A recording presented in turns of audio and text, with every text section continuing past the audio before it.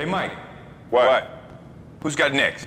What's good, y'all? It's your man, Hezo. Welcome back to the Blacktop, where I always got next, you feel me? So welcome back into another episode of What If Wednesdays.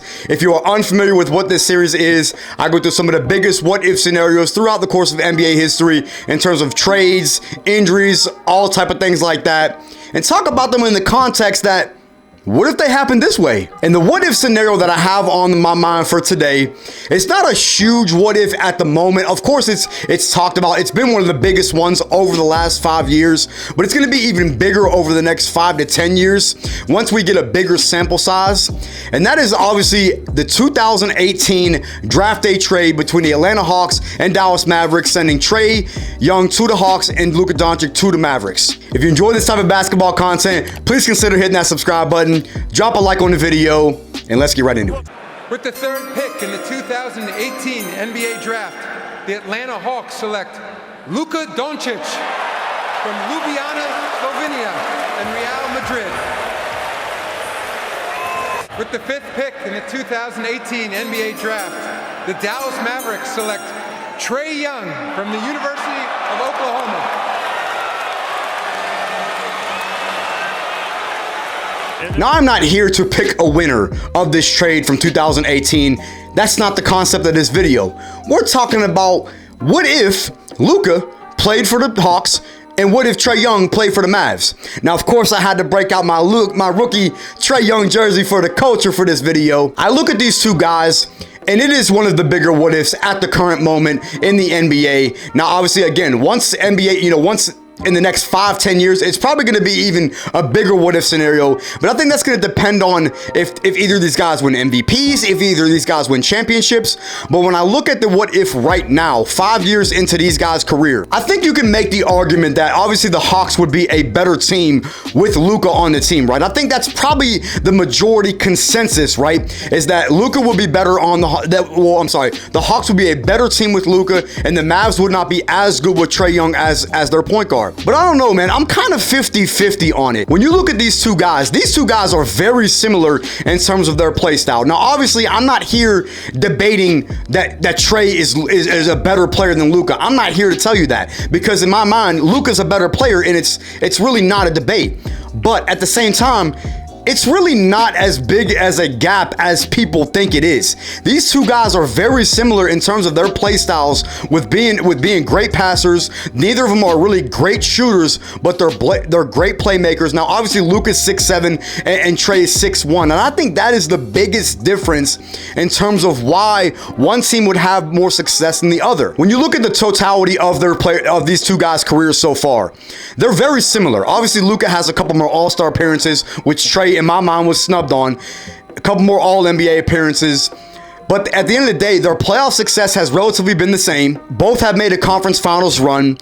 Trae won 2 games in the conference finals. Luka won 1. Hawks lost in 6. Mavs lost in 5. It is what it is on that. But they have relatively close or relatively similar playoff runs and careers so far to date. Now, obviously, Luka is probably an MVP caliber player, as opposed to Trae is more of just like a perennial all-star type player. Maybe he reaches the MVP caliber player. We don't know. Again, it's still kind of early in these guys' careers. But when you look at these guys, in terms of, how they stack up against each other, neither of them are great leaders. Luka is not a great leader. Trae is not a great leader. Neither are great defenders. Both are probably a average or a little bit maybe above average three-point shooters. Both can be very streaky. Luka obviously has an advantage because he's 6'7" compared to 6', 6'1". So obviously he's going to average more rebounds, right? But Trae's a better passer. And I know Luka's made some crazy passes, but let's not just discount what Trae has done throughout his career passing the basketball. He's top 3 in assists this year. And when you look at the guys around him, in my opinion, I think Trae does a better job of making his guys better compared to Luka. Now, granted, at the same time, I think the Hawks have done a better job with building their team surrounding Trae as opposed to the Mavericks surrounding Luka. Also, at the same time, Luka has had guys that he's played with that are star caliber players. When I look at a guy like Kristaps Porzingis, him and Porzingis did not work. They did not mesh together. I look at a guy like Jalen Brunson.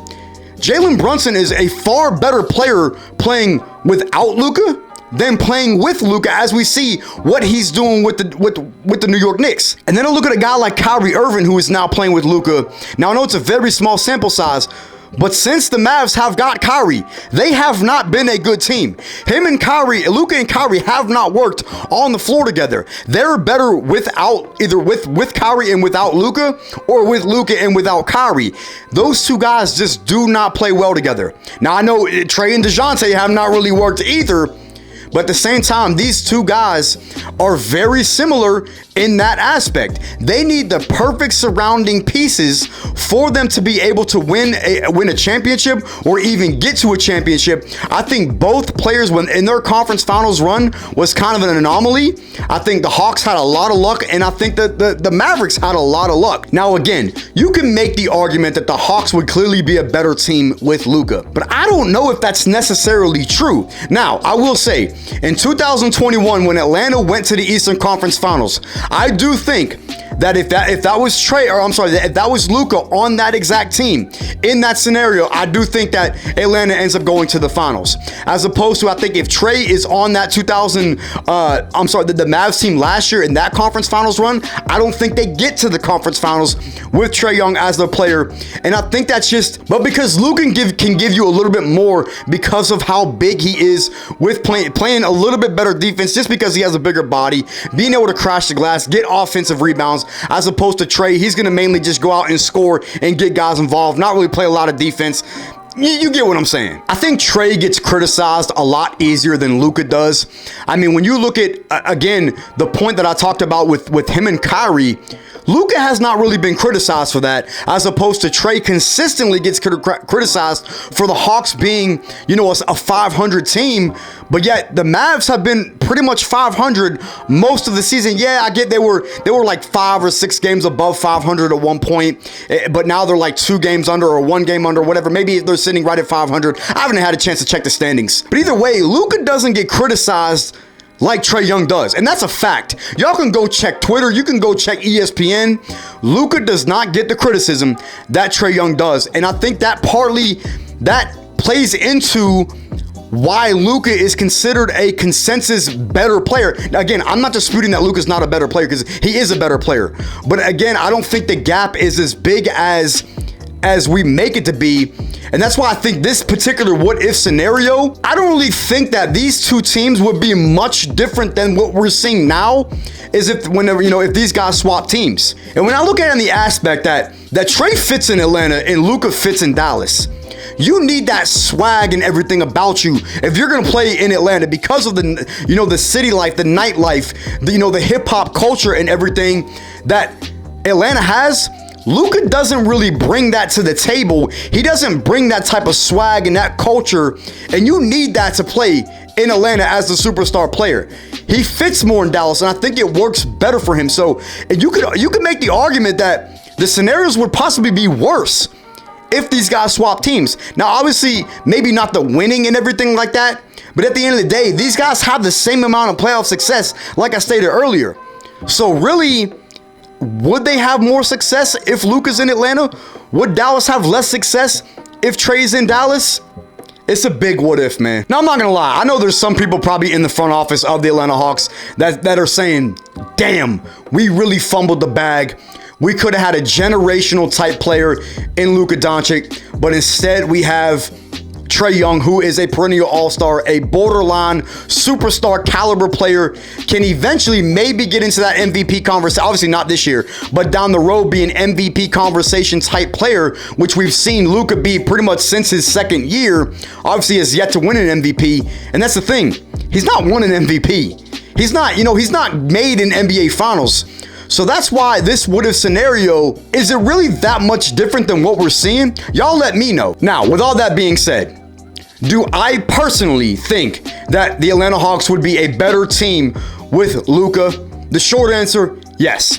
And it's only because Luka is clearly just a better player. When you have a better player, it doesn't necessarily mean he fits better, But typically, when you have a better player, your ceiling usually is generally higher. So in that aspect, if the Atlanta Hawks drafted Luka and kept him, I think, yes, they would probably have a higher ceiling. They'd probably have a bigger championship window over the next couple years. And I think they would be more of a championship contender every single year with Luka as opposed to Trae. And that's not a shot at Trae, but that's just what I've seen so far and just the MVP caliber player.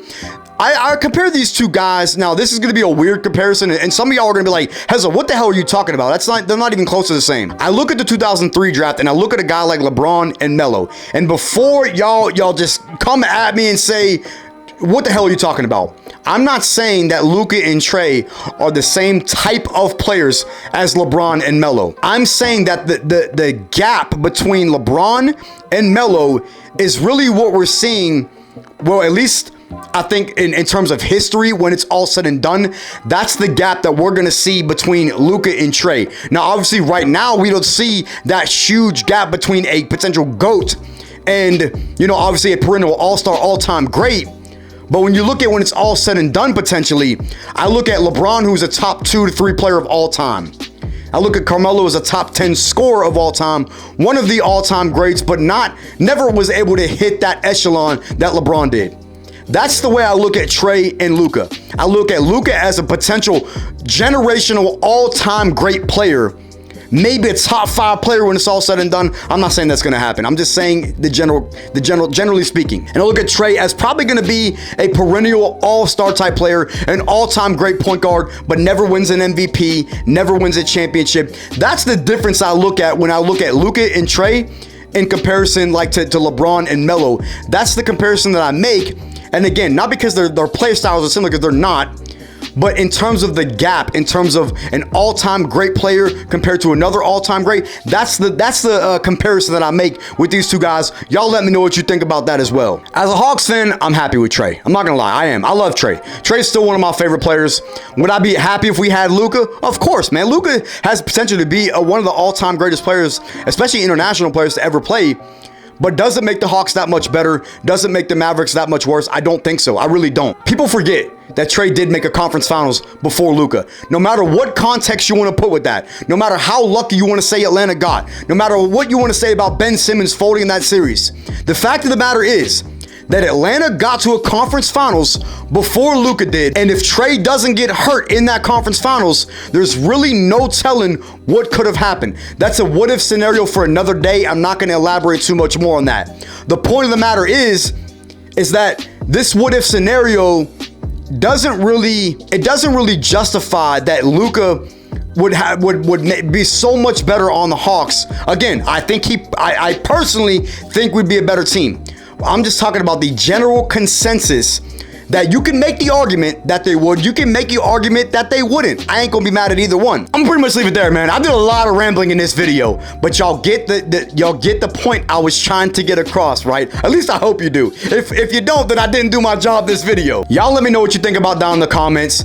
Do you think the Hawks would be better with Luka, and do you think the Mavericks would be worse with Trae? Do you think they would be about the same? Do you think the Mavs would be better with Trae and the Hawks would be worse with Luka? Y'all let me know down in the comments. Drop a like on the video. Let me know what other what-if scenarios y'all want to see in the future, and I will catch y'all next episode.